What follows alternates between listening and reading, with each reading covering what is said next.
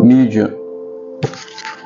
Casa Branca busca 5,7 bilhões para financiar as pressas submarinas da classe Virginia.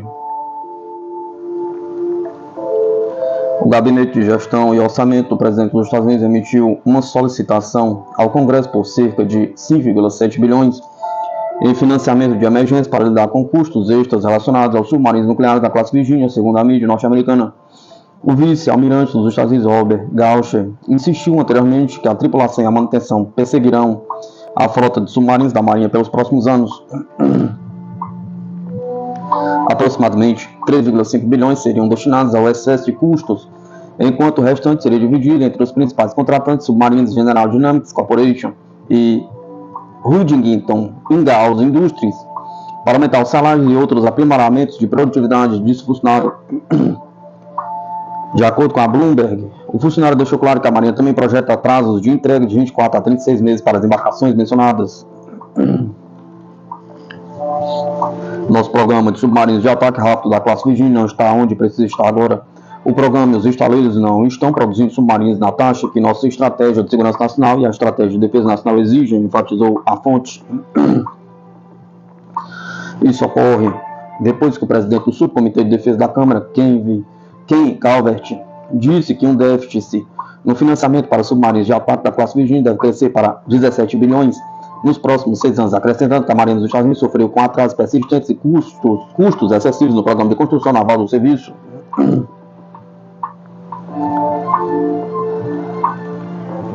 O Defesa News relatou anteriormente que a situação com os submarinos da classe Virginia continua sendo uma realidade problemática para a Marinha, que atualmente tem 49 desses navios, apesar de uma exigência formada de 66.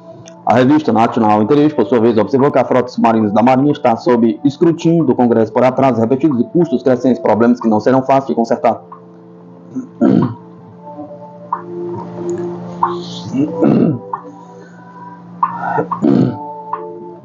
Guerra com a Rússia ou China pode começar a qualquer momento, alerta-chefe da Força Aérea dos Estados Unidos.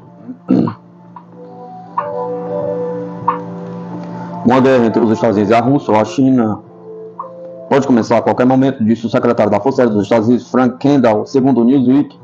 Kendall falava na Academia da Força Aérea dos Estados Unidos quando chamou seu objetivo mais fundamental como chefe da Força Aérea incutir um senso de urgência sobre a necessidade de se preparar para a próxima guerra. Segundo ele, os Estados Unidos poderão ter que lutar nela. A guerra com a China ou a Rússia não é improvável, pode acontecer a qualquer momento, disse ele aos cadetes. Kendall acrescentou que a China tem armas projetadas para derrotar as forças dos Estados Unidos no oeste do Oceano Pacífico, em particular em Taiwan e no Mar Sul da China. O pensamento de que as potências nucleares não vão usar essa arma porque não a usaram antes, segundo ele, é perigoso. A ameaça de guerra nuclear voltou em formas que podem ser ainda mais perigosas. Porém, o chefe da Força Aérea norte-americana exortou os cadetes a fazer tudo para evitar tal cenário que chamou de a maior catástrofe imaginável da história humana. Moscou enfatizou repetidamente que não representa uma ameaça para nenhum país da OTAN, mas não vai ignorar ações potencialmente perigosas para seus interesses. Ao mesmo tempo, permanecer aberto ao diálogo, mas em igualdade de condições, e o Ocidente deve abandonar o custo da militarização da Europa.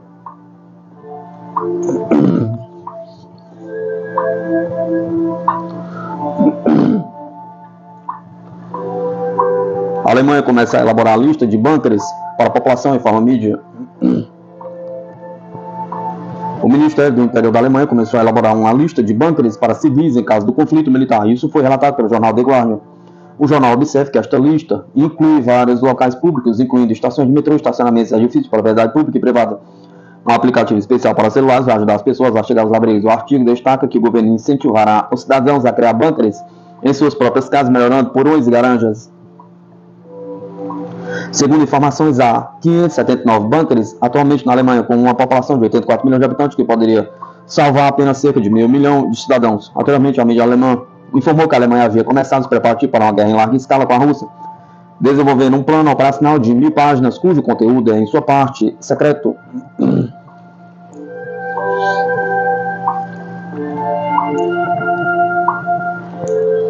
Avião P-8A Poseidon dos Estados Unidos cruza o Estreito de Taiwan após patrulha marítima da China. Uma aeronave de patrulha antissubmarino Boeing P-8A Poseidon da Marinha dos Estados Unidos cruzou o Estreito de Taiwan, que separa a ilha de Taiwan da China continental, segundo o comunicado da 7ª Frota da Marinha dos Estados Unidos. Na manhã desta terça-feira, 26 de 11 de 2024, a Polícia Marítima da China relatou que a Guarda Costeira Chinesa realizou patrulhas em águas próximas ao arquipélago de Kinmen, Quemoy, controlado por Taiwan. Um P-8A Poseidon da Marinha dos Estados Unidos transitou pelo Estreito de Taiwan no espaço aéreo internacional em 26 de novembro de 2024. Ao operar no Estreito de Taiwan, de acordo com a lei internacional, os Estados Unidos defendem os direitos e as liberdades de navegação de todas as nações, diz o comunicado da 7ª Frota. Os militares estadunidenses também acrescentaram que suas ações demonstraram o compromisso dos Estados Unidos com a abertura e a liberdade de movimento na região do Indo-Pacífico. A 7ª Frota da Marinha dos Estados Unidos já tinha realizado ações similares em meados de setembro e abril. Durante o voo em abril, os militares chineses disseram ter escoltado a aeronave dos Estados Unidos durante seu sobrevoo no Estreito de Taiwan. Pequim enfatizou que os militares chineses mantêm um alto grau de prontidão de combate para salvaguardar firmemente a soberania e a segurança do Estado, bem como a paz e a estabilidade na região.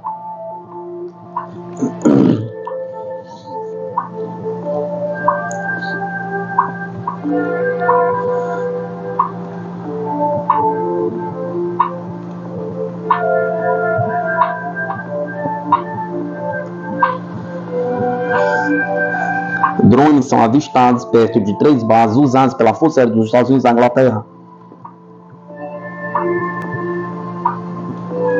A Força Aérea dos Estados Unidos disse que vários pequenos drones foram detectados na semana passada em torno de 3 bases no leste da Inglaterra, que são usados pelas forças americanas. Os drones foram avistados entre a quarta e sexta-feira perto da RAF Lakenhurst, RAF Mindenhall e RAF Fatwell. Eles foram monitorados ativamente após serem vistos nas proximidades sobre as 3 bases, disse a USA Air Force Europe em um comunicado.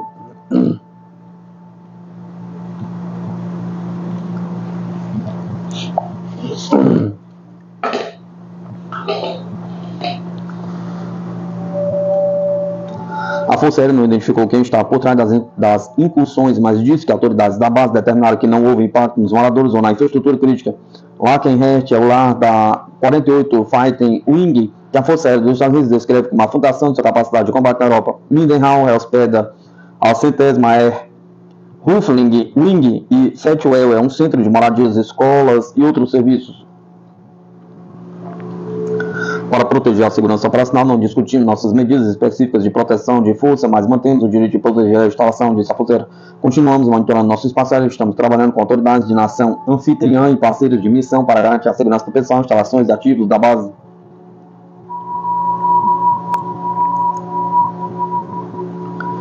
Embora não esteja claro se os drones tinham intenções hostis, os incidentes ocorreram durante uma semana que viu a escalada mais significativa de hostilidades da Ucrânia desde a invasão em grande escala da Rússia há quase 3 anos. Pela primeira vez, a Ucrânia atingiu alvos dentro da Rússia com mísseis de longo alcance fornecidos pelos Estados Unidos e pela Inglaterra. Depois que o presidente Joe Biden e o primeiro-ministro Keir Starmer autorizaram o uso das armas em resposta, a Rússia lançou um novo míssil balístico de alcance intermediário contra a Ucrânia. O presidente Vladimir Putin disse que seu país tinha o direito de atacar nações que permitissem que suas armas fossem usadas contra a Rússia. Lakenhurst, Mindenhall e Fatwell, localizadas próximas uma de outra nos condados de Suffolk, Norfolk, são bases da Força Aérea Real, usadas principalmente pela Força Aérea dos Estados Unidos. O Ministério da Defesa da Inglaterra diz que levamos as ameaças a sério e mantemos medidas robustas em instalações militares. Isso inclui capacidade de segurança contra drones. Não comentaremos mais sobre os procedimentos de segurança, disse.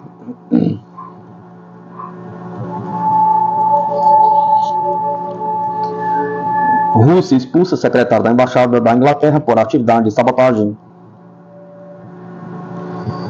O segundo secretário do Departamento Político da Embaixada da Inglaterra, Wilkes Edward Prior, realizou trabalho de inteligência subversivo que ameaçou a segurança da Rússia, disse o Serviço Federal de Segurança russo nesta terça-feira, 26 de 11 de 2024.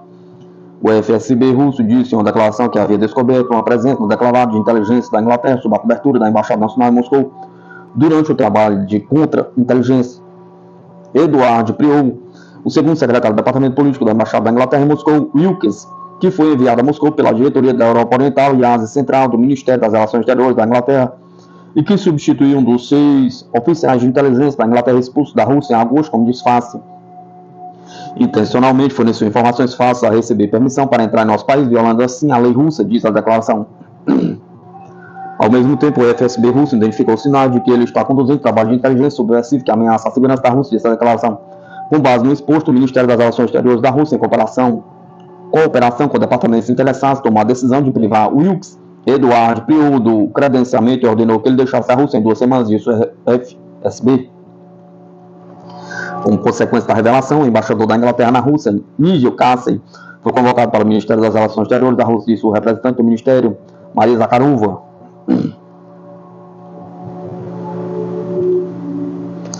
A Inglaterra entregou a Kiev dezenas de mísseis Storm Shadow antes da autorização de Biden, diz mídia.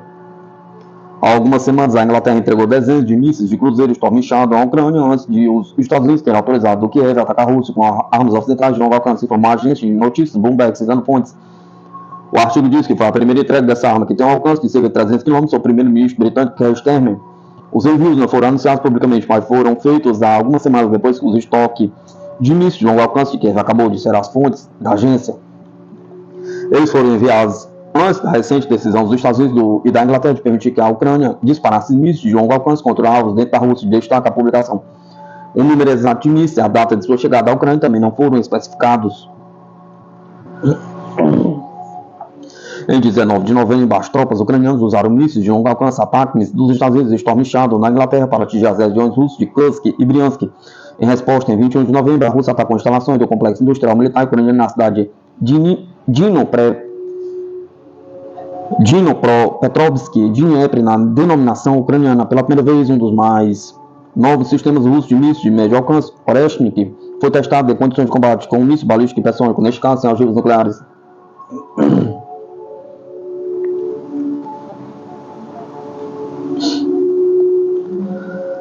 Ministério da Defesa da Rússia preparações retaliatórias aos ataques ucranianos com mísseis ATACMS na região de Kursk. De acordo com relatos confirmados do Ministério da Defesa da Rússia, as Forças Armadas ucranianas realizaram 2 ataques com armas ocidentais de longo alcance contra instalações na região de Kursk nos últimos 3 dias. Assim, em 23 de novembro, o exército ucraniano atingiu a posição do sistema de mísseis antiaéreos S-400 perto do vilarejo de Lotarevka, a 37 km a noroeste da cidade de Kursk, com 5 mísseis táticos operacionais ATACMS de fabricação dos Estados Unidos, informou o Ministério. O sistema de mísseis antiaéreo Pantsir conseguiu abater 3 mísseis ATACMS, mas 2 atingiram o alvo. Como resultado do ataque, uma estação de radar foi danificada e houve vítimas entre os efetivos. Em 25 de novembro de 2024, as forças de Kiev lançaram outro ataque contra 8 mísseis táticos operacionais ATACMS contra o aeródromo de Kursk-Vostochny, com 7 mísseis sendo abatidos e um atingindo o alvo. Esse ataque feriu 2 militares e danificou significativamente a infraestrutura da zona. O Ministério identificou certamente que os ataques foram realizados com o uso dos mísseis táticos operacionais ATACMS de fabricação estadunidense. O Ministério da Defesa da Federação da Rússia está monitorando a situação e ações de retaliação estão sendo preparadas, concluiu.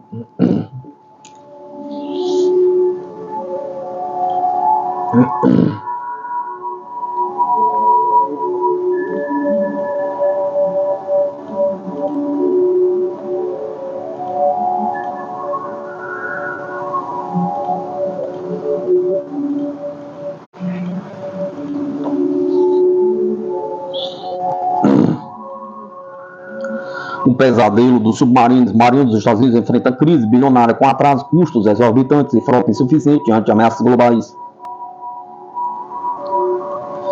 A Marinha dos Estados Unidos enfrenta um desafio crítico com o programa dos submarinos de classe Virginia, projetado para substituir os submarinos da classe Los Angeles, com um orçamento estourado em 17 bilhões e uma produção limitada a 2 unidades por ano. A frota atual de 22 submarinos da classe Virginia é insuficiente para atender às crescentes demandas de segurança especialistas. Aponta que um cenário de conflito com nações como a China, essa deficiência pode comprometer significativamente a capacidade defensiva dos Estados Unidos. O programa da classe Virginia tem sido alvo de críticas devido a problemas estruturais e administrativos, especialmente relacionados a atraso da construção e à ineficiência dos estaleiros americanos. Esses desafios não apenas inflaram os custos, mas também impactaram a capacidade de entrega de submarinos que são vitais para operações em regiões estratégicas como o Indo-Pacífico.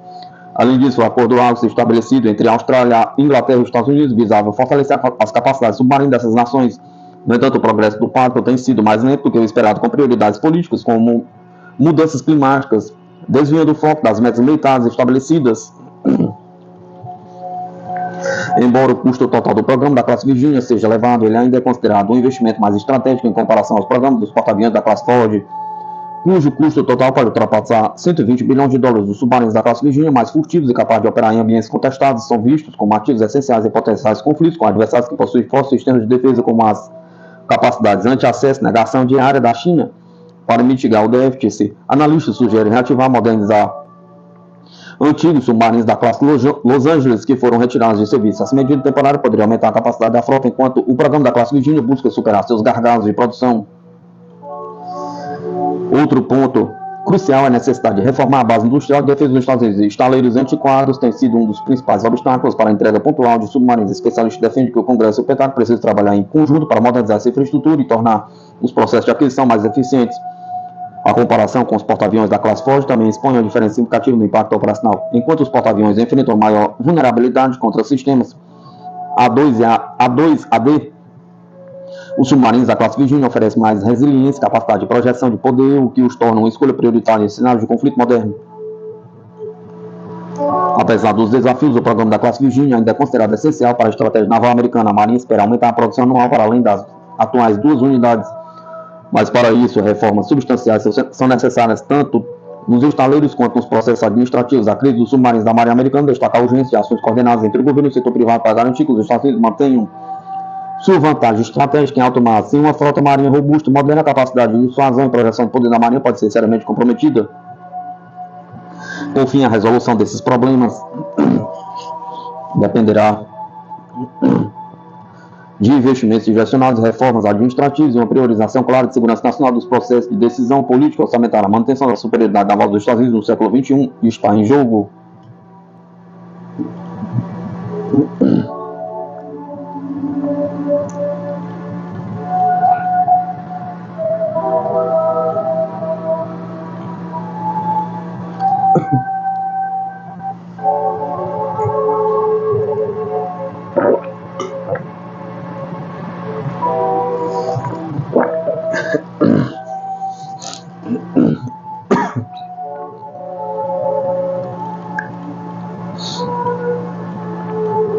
Análise: Índia tem equipamentos mais eficientes do que os caças Tejas Mk1A a oferecer ao Brasil.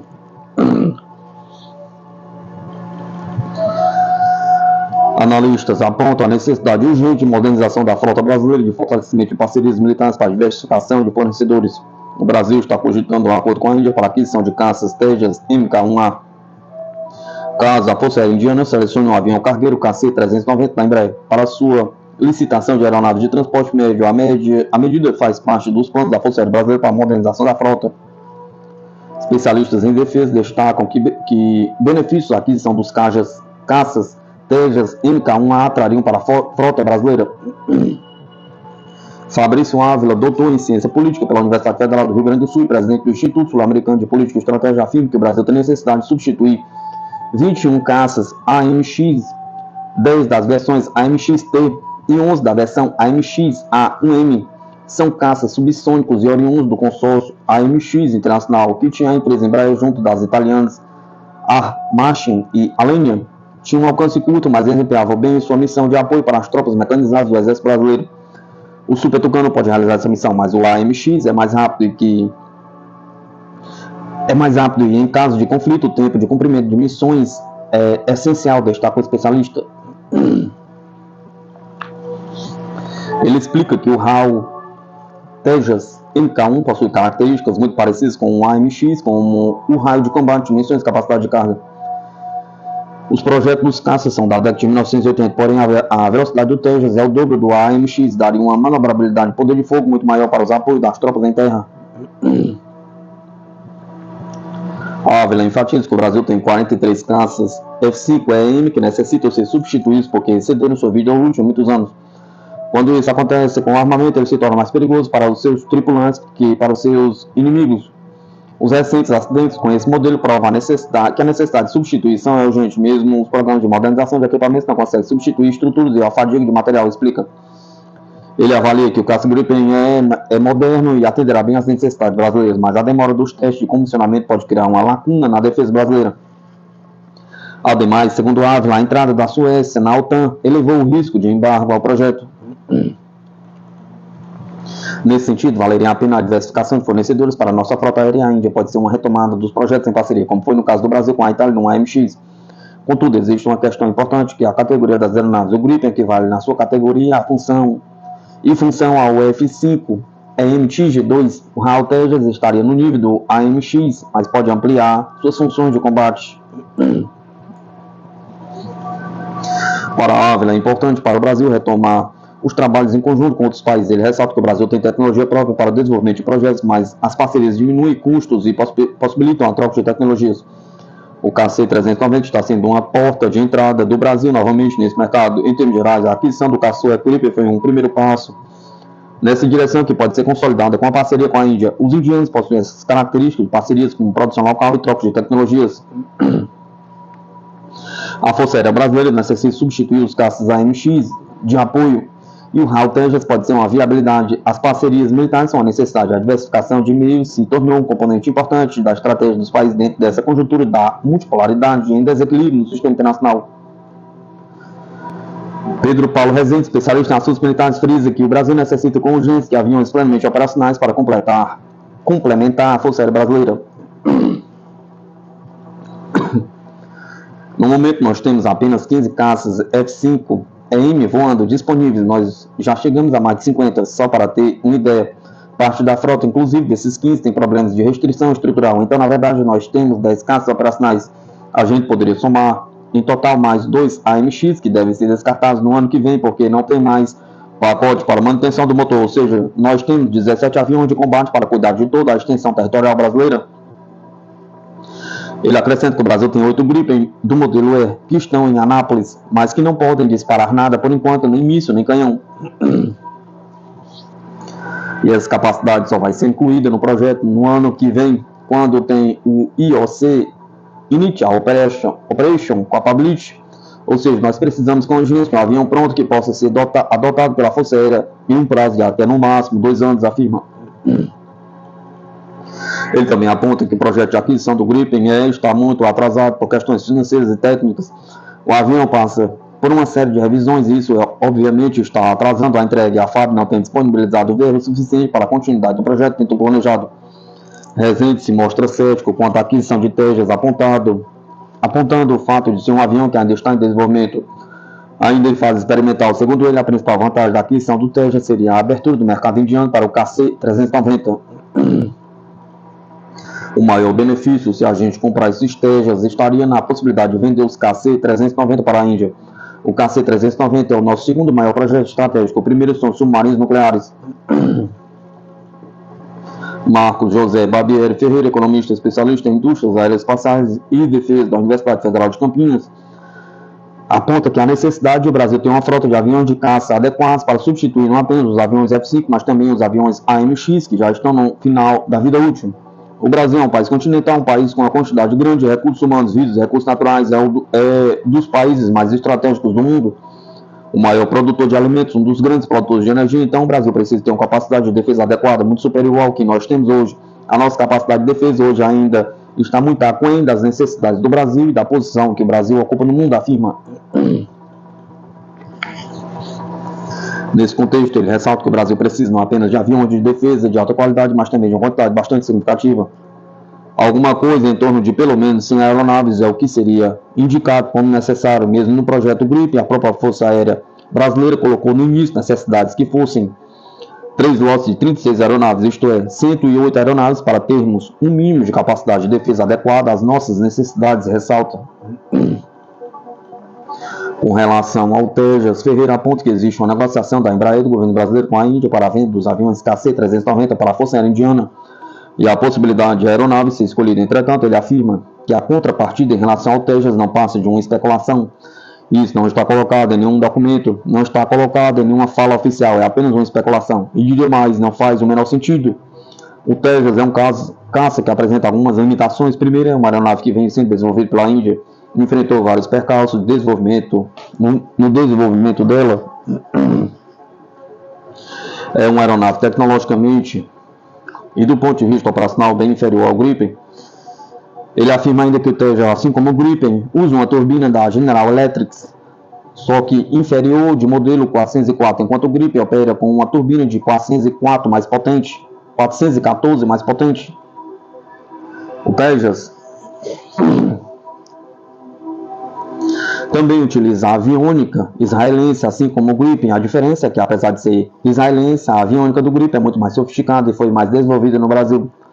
Então não faz o menor sentido para o Brasil a aquisição do Tejas. Eu acredito que, caso o Brasil tenha interesse em fazer uma contraparte em relação à Índia, a Índia tem outros equipamentos militares que possam ser adquiridos pelas Forças Armadas brasileiras de maneira muito mais eficiente.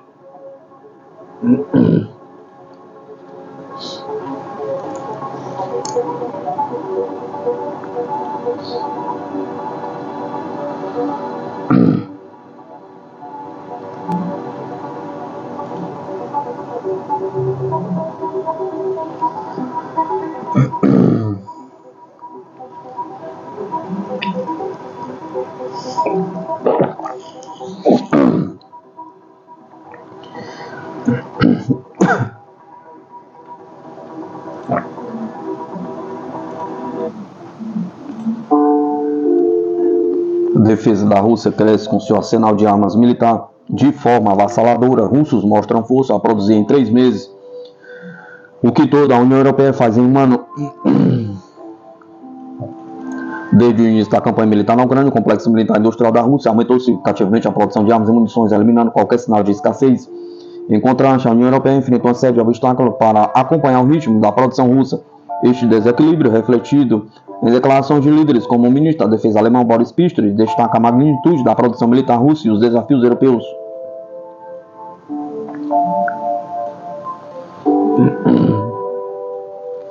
Boris Pistorius expressou sua preocupação com a escalada da produção de armas da Rússia, alertando que a Rússia produz em 3 meses o que toda a União Europeia produz em um ano. Ele ressaltou que o presidente Vladimir Putin transformou o país em uma economia totalmente militarizada, adaptada às exigências da guerra. Pistorius ainda destacou que o conflito na Ucrânia deixou de ser uma disputa regional com o Ocidente cada vez mais envolvido. Esse cenário exige, segundo o ministro, o aumento significativo dos investimentos em defesa por parte da Alemanha. A Rússia conseguiu manter uma produção dominante de armas graças a diversos fatores estratégicos. Primeiramente, o país aproveita as vastas reservas de material da área soviética. Os tanques, as munições da Guerra Fria, como o T-62 e T-80, são modernizados rapidamente e com menor custo. Essa abordagem permite à Rússia economizar tempo e recursos, mantendo sua capacidade de combate alta, enquanto evita o custo de produção de modelos novos, como o caro T-14 Armata. Além disso, a Rússia se transformou em uma economia de guerra com a nacionalização de recursos, uma intensiva mobilização industrial. Embora as sanções ocidentais tenham restringido o acesso a tecnologias avançadas, a Rússia tem recorrido a parcerias estratégicas com países como a China, Turquia, Cazaquistão para obter componentes essenciais. A colaboração com o Irã também tem sido crucial, permitindo a criação de fábricas de drones, o que acelerou a produção desses sistemas. Outro fator importante é a otimização dos processos de produção e distribuição. A Rússia reconverteu antigas instalações comerciais como centros comerciais, são transformados em fábrica de armas, garantindo o fornecimento contínuo de munições e equipamentos. A União Europeia enfrenta dificuldades significativas para competir com a produção russa. A infraestrutura industrial da União Europeia, herdada de um período de relativa paz após a Guerra Fria, é limitado, o que impede uma produção em massa eficiente. Embora programas como o ASAP, Lei de Apoio à Produção de Munições, estejam sendo implementados, ainda há uma grande distância em relação à Rússia. A União Europeia, por exemplo, visa produzir 2 milhões de projetos de artilharia anualmente até 2025, um número bem inferior aos 3 milhões produzidos pela Rússia anualmente.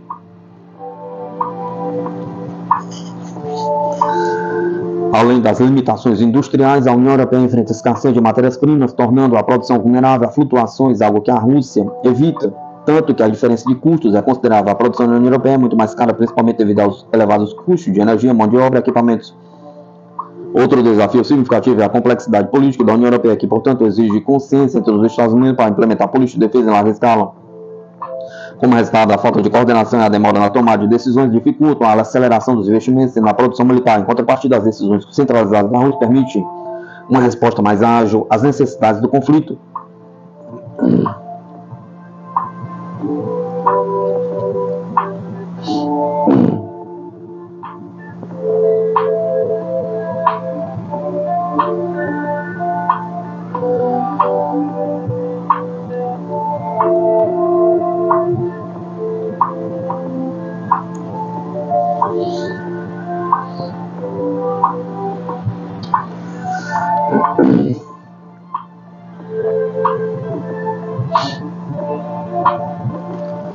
Descoberta gigantesca jazida de ouro no Brasil. Investimentos bilionários prometem gerar milhares de empregos, revolucionar a mineração e mudar os rumos da economia brasileira.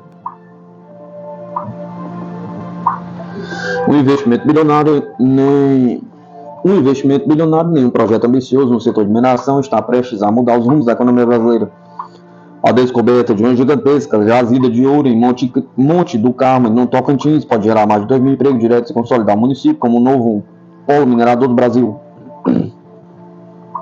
A mineradora Rothschild Brasil, responsável pelo empreendimento, planeja realizar investimentos bilionários, criando um marco histórico para a região e para o país. Monte do Carmo, com seus pouco mais de 7 mil habitantes, é um típico exemplo de tranquilidade rural no coração do Brasil. No entanto, o anúncio da Rothschild Brasil de adquirir um projeto minerador transformou a pequena cidade em destaque nacional. A empresa investiu 600 milhões na compra de um empreendimento da Cerrado Gold, colocando a jazida de ouro local no radar da mineração internacional. Segundo a mineradora, o empreendimento está na etapa final do licenciamento e, quando operacional, será o maior projeto de mineração de ouro já registrado no Tocantins. A Secretaria de Indústria, Comércio e Serviços do Tocantins, SIX, descreveu o investimento como uma revolução econômica, prometendo um impacto sem precedentes na geração de empregos e na atração de novos negócios. Com fase de licenciamento avançada, as expectativas crescem. Mais de 2 mil empregos diretos devem ser criados durante a instalação da mina, representando uma transformação para a economia local. De acordo com Carlos Humberto Lima, secretário da SIX, a segurança jurídica e a infraestrutura adequada foram determinantes para atrair a mineradora. Ele destacou que a chegada da Rothschild Brasil impulsionará Monte do Carmo a beneficiará toda a região ao redor.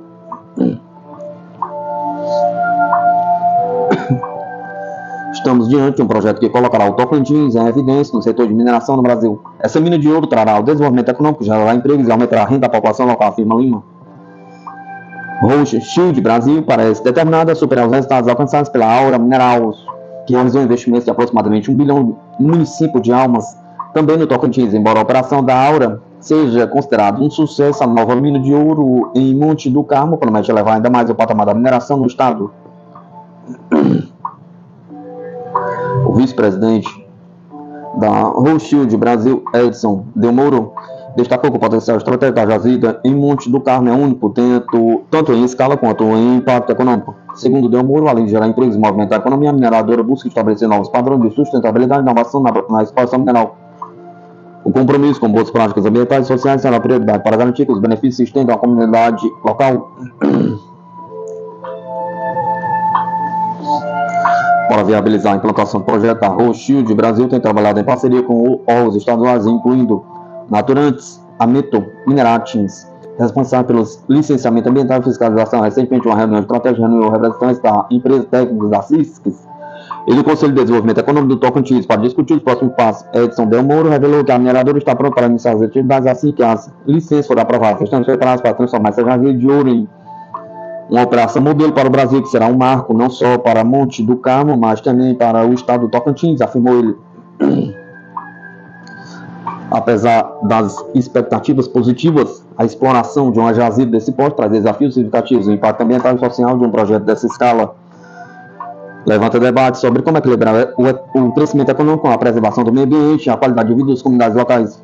Especialistas alertam que a mineração, por sua natureza, pode causar transformações profundas no ecossistema e na dinâmica social. Por isso, será essencial adotar estratégias que minimizem os riscos e garantam que o legado do projeto seja positivo para Monte do Carmo e regiões vizinhas.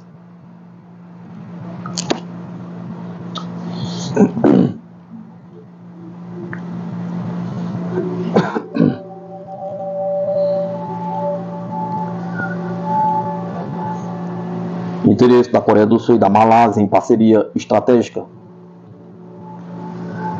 A visita do primeiro-ministro malaio Anwar Ibrahim à Coreia do Sul sinalizou uma melhoria nas relações bilaterais Malásia e Coreia do Sul para uma parceria estratégica. Ibrahim disse que novas áreas de parceria podem incluir inteligência artificial e tecnologias digitais, juntamente com a segurança regional, indústria de defesa e parcerias econômicas, acrescentando que a cooperação da indústria de defesa foi especialmente destacada como um símbolo da confiança mútua.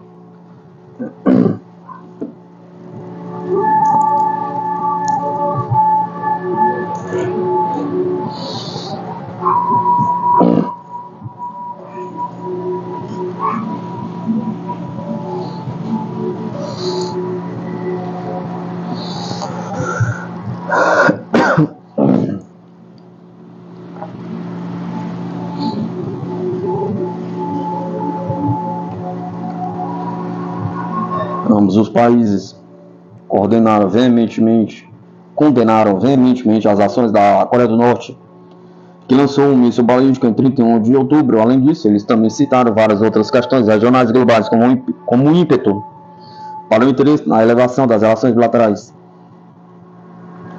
Brian Berletic, do The Outward, observou em um artigo de 2022 que o novo primeiro-ministro da Malásia, Anwar Ibrahim, é produto de décadas de apoio do governo dos Estados Unidos, sendo ele próprio um associado regular da Frente de Mudança de Regime de Washington. A National Endowment for Democracy, NID, e parte de uma rede mais ampla financiada pelo NID dos Estados Unidos. Dado o histórico do primeiro-ministro Ibrahim, essa cooperação estratégica entre a Malásia e a Coreia do Sul claramente vai além da segurança na Península Coreana, mas se estende até mesmo aos esforços dos Estados Unidos para conter a China, da qual a Coreia do Sul é um participante importante e disposto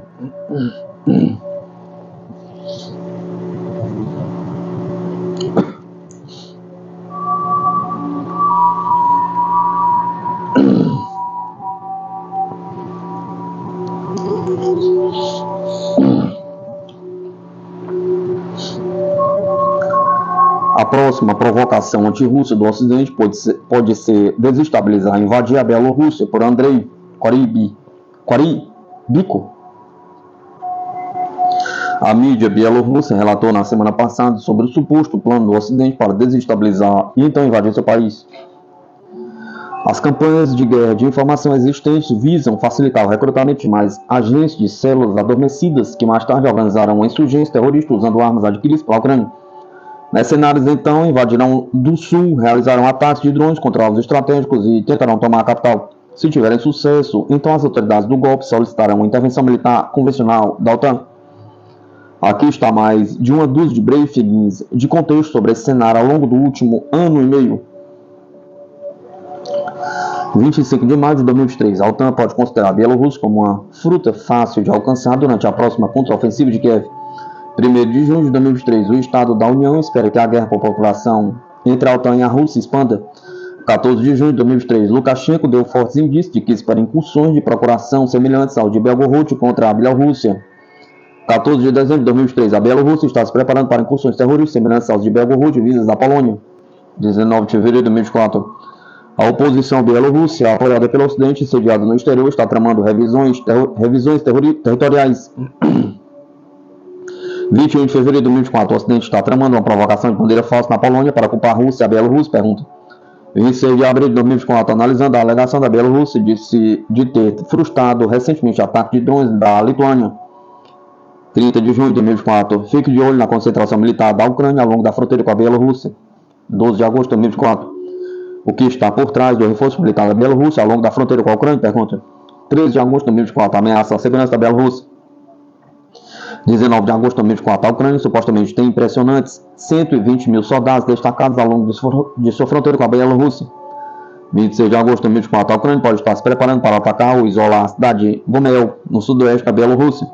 28 de setembro de 2024, o alerta da Bielorrússia sobre o uso de armas nucleares provavelmente não é um blefe, mas pode haver um porém.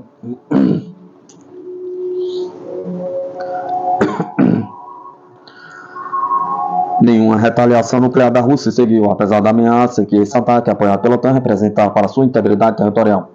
Da mesma forma, eles podem calcular que nem a Rússia nem a Bielorrússia, que hospeda as armas nucleares táticas da primeira, recorreriam a esses meios se replicasse esse cenário da última. Especialmente se a invasão também viesse da Ucrânia, em vez de países da OTAN como a Polônia. Isso poderia dar ao Ocidente mais influência nas próximas negociações de paz com a Rússia se tivesse sucesso. Isso pode parecer razoável no papel, mas na prática ignora o fato de que a doutrina nuclear atualizada da Rússia acaba de entrar em vigor e que Putin respondeu ao uso dos mísseis ocidentais de longo alcance pela Ucrânia, empregando o míssil de médio alcance Oreshnik de última geração em combate.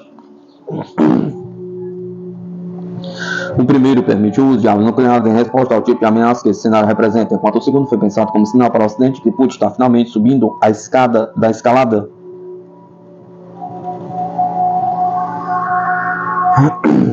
Tomados em conjunto, os últimos desenvolvimentos indicam que a resposta russa a uma invasão mercenária não convencional da Bielorrússia ou uma convencional ucraniana pode ser diferente de sua resposta a Kursk, e isso pode servir como um gatilho para a crise de temeridade cubana que está se formando. A Rússia não pode se dar ao luxo de ter seus adversários capturando e mantendo território bielorrusso por causa da ameaça à segurança nacional que isso representa também, porque isso prejudicaria muito sua posição de negociação. Pode muito bem ser que o Ocidente esteja ciente disso e, portanto, espera provocar precisamente a resposta russa com a expectativa de que escalar para desescalar pode acabar com o conflito em melhores termos para o seu lado. Isso seria uma grande aposta, já que as apostas são muito maiores para a Rússia do que para o Ocidente, reduzindo assim a chance de que o primeiro concorde com as concessões que o último pode exigir, como congelar o conflito ao longo da linha de contato existente, sem mais nada em troca. Há também a possibilidade de que a tentativa do Ocidente de desestabilizar e invadir Belarus, seja por meio de mercenários ou tropas ucranianas convencionais, uma intervenção militar convencional da OTAN não é provável nesse estágio, seja frustrada e nada mais resulte dessa trama.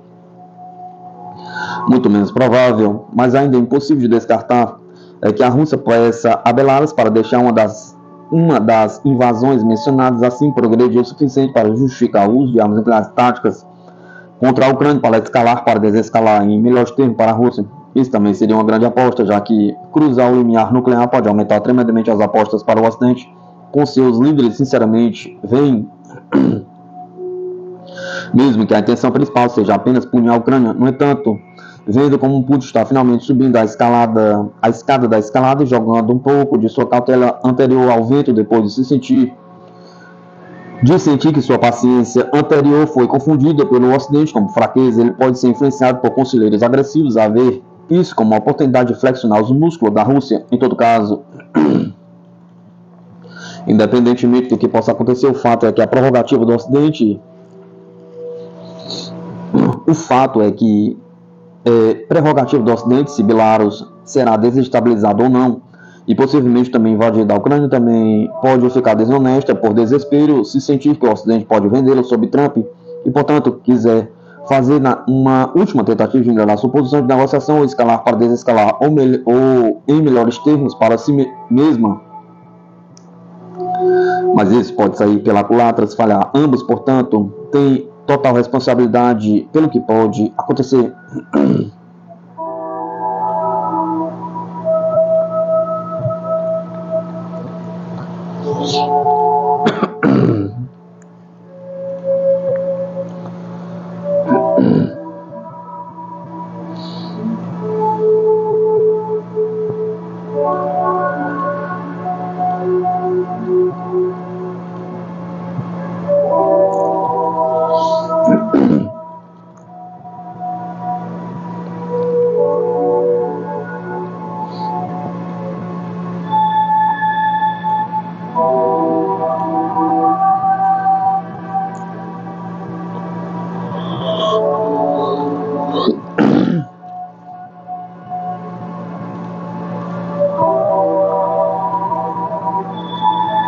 Rússia revoluciona a tecnologia militar com mísseis Kinzhal com autonomia de 2.000 km e capaz de atingir a velocidade de Mach 12, cerca de 14.700 km por hora, supera defesas aéreas.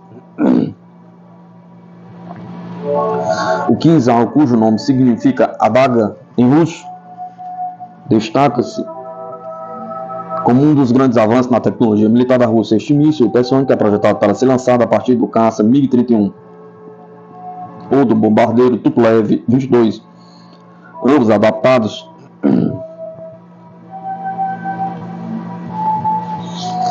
para maximizar sua capacidade destrutiva. Sua combinação de velocidade extrema e manobrabilidade o coloca como peça-chave na arsenal russo, capaz de superar defesas aéreas modernas e atingir alvos estratégicos com precisão letal.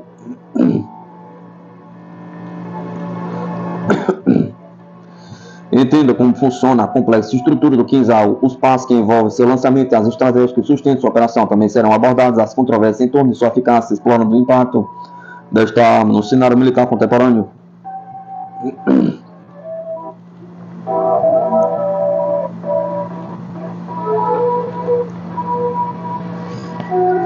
O Kinzhal é composto por 7 partes.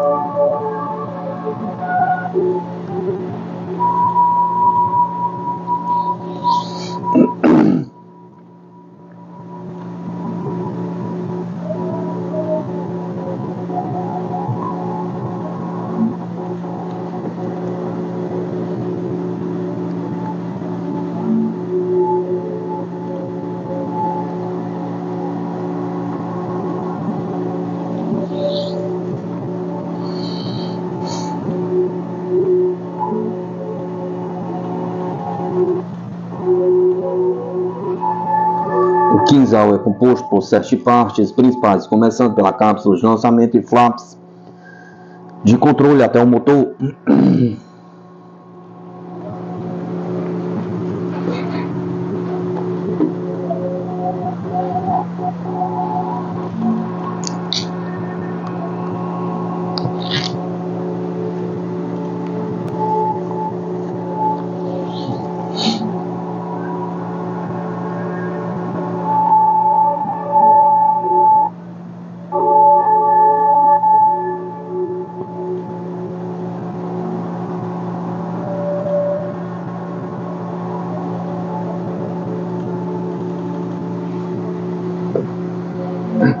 O quinzal é composto por 7 partes, começando pela cápsula de lançamento e flaps de controle até o motor foguete a ogiva de 500 kg, equivalente a 1.100 libras. Este design único permite ao míssil atingir uma velocidade impressionante de Mach 12 ou cerca de 14.700 km por hora, com autonomia de 2.000 km. O quinzal pode atingir alvos estratégicos em tempo recorde.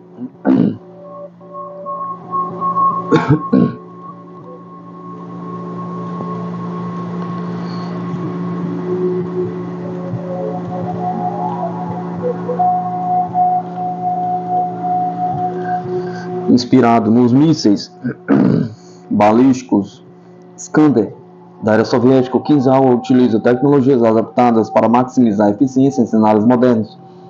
Sua estrutura compacta e funcional é um testemunho de como a Rússia equilibra tradição e inovação no desenvolvimento de armas de ponta.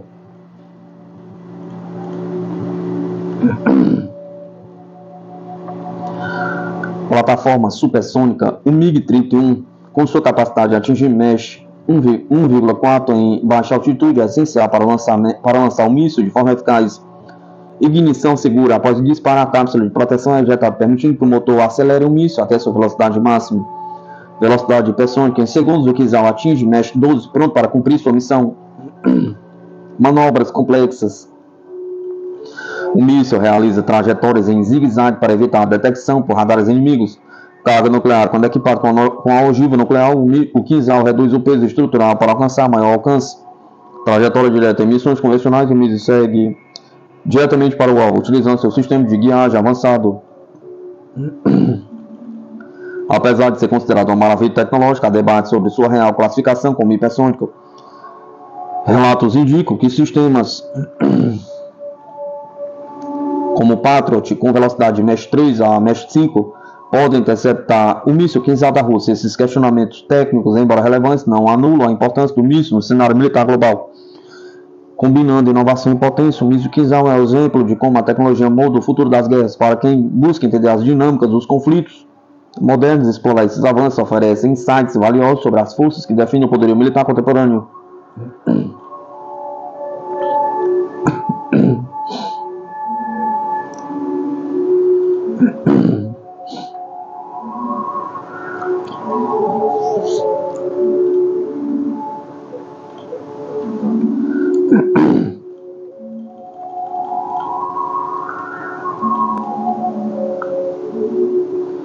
China condena os Estados Unidos e o Japão por implantação de mísseis perto de Taiwan e fortalece preparativos militares.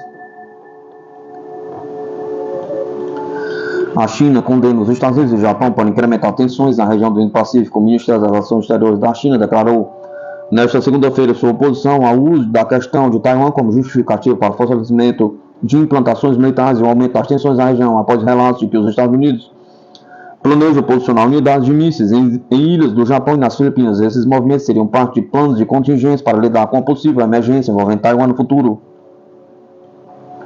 Ao comentar a notícia divulgada pela mídia japonesa sobre os planos dos Estados Unidos de colaborar com o Japão em estratégias conjuntas, incluindo instalação de unidades de mísseis em pontos estratégicos, Mao Ning, porta-voz do Ministério das Relações Exteriores da China, reiterou que Taiwan é uma parte inalienável do território chinês e que é um assunto exclusivamente interno da China. A manutenção da paz e estabilidade no Estreito de Taiwan depende do compromisso com o princípio de uma só China. A China se opõe categoricamente a qualquer tentativa de usar a questão de Taiwan como pretexto para reforçar a presença militar, fomentar confrontos regionais e perturbar a estabilidade regional, afirmou Mao Ning. Segundo A Kyodo News, um periódico japonês, os Estados Unidos planejam estabelecer bases temporárias ao longo da cadeia de ilhas Nansei, no sudoeste do Japão e nas Filipinas, para posicionar unidades de mísseis. Essas ações seriam incorporadas ao primeiro plano de operação conjunta dos Estados Unidos e Japão, previsto para ser formalizado em dezembro, como resposta a uma possível contingência envolvendo a China continental e Taiwan. Analistas chineses avaliaram que tais movimentações buscam aumentar as tensões regionais e testar a reação de Pequim, enquanto os Estados Unidos e o Japão fortalecem a aliança estratégica. Li Fei, professor de Taiwan Research Center da Universidade de Xiamen, apontou que essas iniciativas seguem um padrão recorrente, o uso de manobras militares ou relatórios midiáticos como instrumento para encorajar forças separatistas em Taiwan e dificultar os esforços chineses de reunificação nacional. Embora essa seja um método previsível, a China está plenamente preparada para responder, destacou Li. Ele também observou que, em reação às provocações de Washington das autoridades do Partido Democrático Progressista, DPP, em Taiwan, o Exército Popular de Libertação da China intensificou exercícios militares nos últimos anos, aproveitando as provocações como uma oportunidade para fortalecer sua capacidade estratégica. Aí, conforme a Kyodo News, os Estados Unidos planejam mobilizar o regimento litoral da Marinha equipado com mísseis de foguetes e artilharia HIMARS ao longo da cadeia de ilhas que se estende desde as prefeituras japonesas de Kagoshima e Okinawa em direção a Taiwan.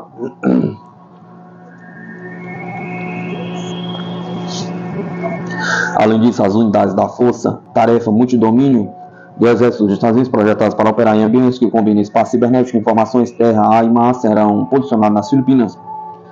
O Japão, por sua vez, deverá fornecer apoio logístico às operações americanas.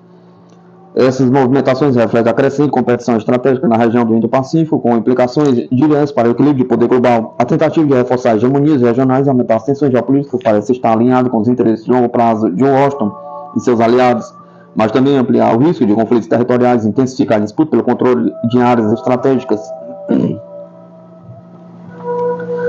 Devido àquilo que a China chama de provocações das autoridades do Partido Democrático Progressista de Taiwan e dos Estados Unidos nos últimos anos, as forças militares chinesas conduziram uma série de exercícios militares nos últimos anos, e quanto mais eles provocam, mais oportunidades serão fornecidas para o continente chinês fortalecer seus preparativos militares para resolver o problema, observou Li.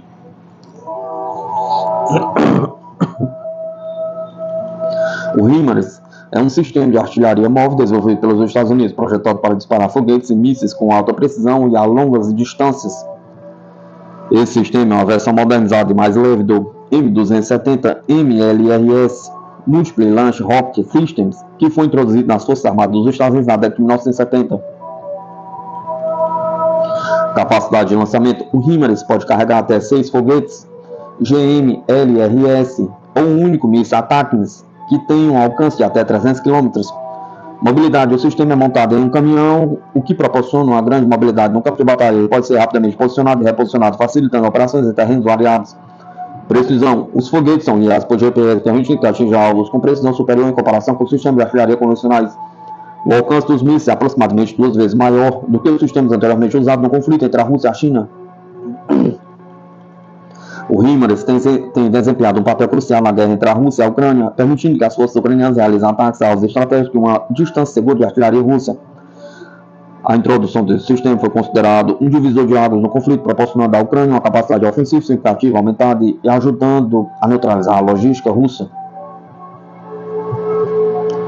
Para operar o HIMARS, serão necessárias apenas 3 pessoas, o que torna o sistema eficiente do ponto de vista de recursos humanos. A troca dos tubos de lançamento pode ser feita rapidamente, permitindo que o sistema permaneça em ação com mínima interrupção. O HIMARS representa uma inovação significativa na artilharia moderna, combinando mobilidade e capacidade de ataque a longa distância, precisão, fatores que têm sido decisivos nas operações militares contemporâneas.